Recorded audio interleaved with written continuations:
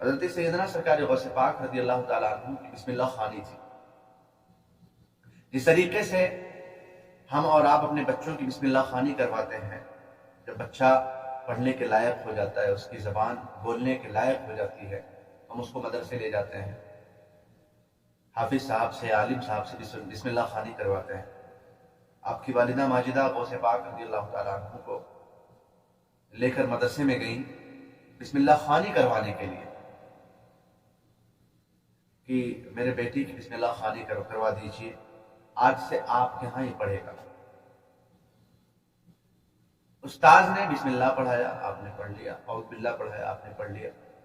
اعوذ باللہ بسم اللہ پڑھنے کے بعد میں آپ نے شروع کر دیا الحمدللہ رب العالمین الرحمن الرحیم مالک یوم الدین ایاک نعبد و ایاک نستعین.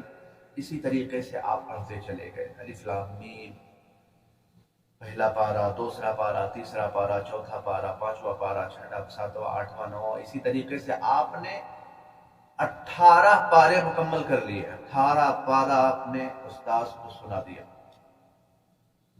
استاذ حیران و پریشان، ابھی چھوٹا سا بچہ ہے، پڑھنے کی عمر ہوئی ہے، اس سے پہلے اس کو پڑھایا نہیں گیا، اس سے پہلے اس کو کچھ بتایا نہیں گیا. یہ بچہ ایک پارے سے لے کر 18 پارے تک کیسے پڑھتا چلا گیا؟ حیران و پریشان. استاذ نے پوچھا آخر ماجرا کیا ہے، بات کیا ہے؟ بچے تو شروع کے وقتوں میں، شروع کے دنوں میں کئی دن گزر جاتے ہیں، ان کی زبان سے اعوذ باللہ بسم اللہ صحیح سے نہیں نکلتا ہے، آپ نے یہ ایسا کیسے کر لیا؟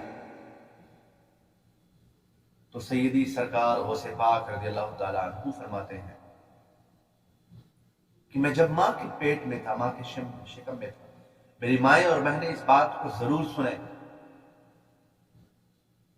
غوث پاک فرماتے ہیں کہ جب میں ماں کے شکم میں تھا، ماں کے پیٹ میں تھا، میری ماں جب صبح اٹھتی تھی،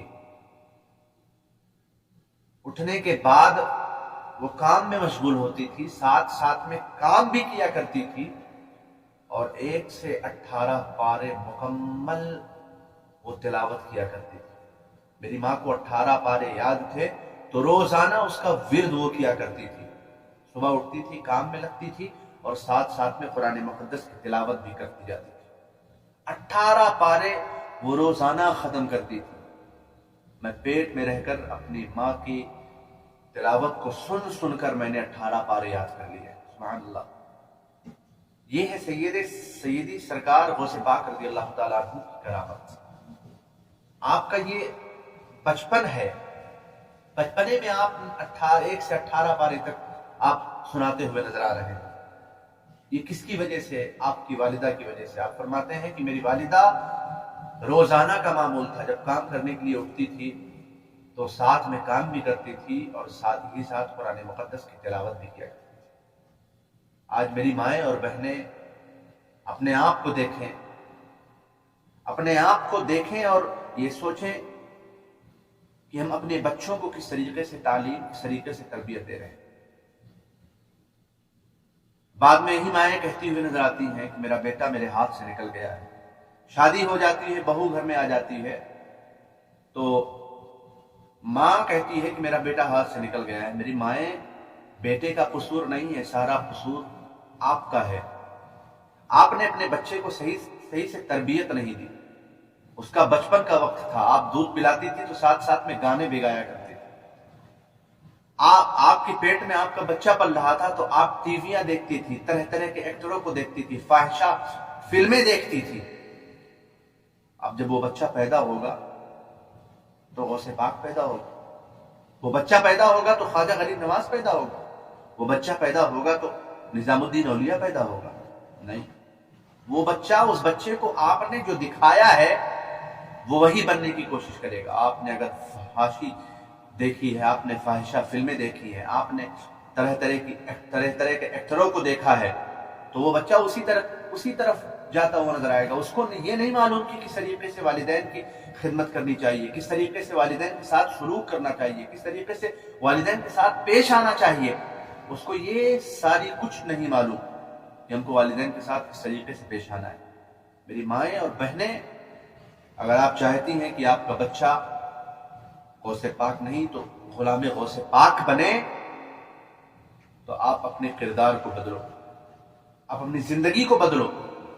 آپ کے شکم میں آپ کا بچہ اگر پل رہا ہے تو زیادہ سے زیادہ قرآن مقدس کی تلاوت کرنے کی کوشش کرو، زیادہ سے زیادہ ذکر و اذکار کرنے کی کوشش کرو، کلمہ و درود پڑھو۔ آپ کا بچہ جب پیدا ہو جائے تو آپ جب اس کو دودھ پلاؤ تو آپ بسم اللہ پڑھ کر کے دودھ پلاؤ۔ جب آپ کا بچہ پیدا ہو، جب آپ کا بچہ دودھ پیے تو دودھ پلاتے درمیان گانے آپ کی زبان پر نہیں آنے چاہیے، فحش لفظ نہیں آنا چاہیے آپ کی زبان پر۔ اگر کچھ آنا چاہیے تو اللہ اس کے رسول کا ذکر آنا چاہیے۔ بچے بھی سنتے ہیں، اللہ نے ان کو بھی سماعت دے رکھی ہے۔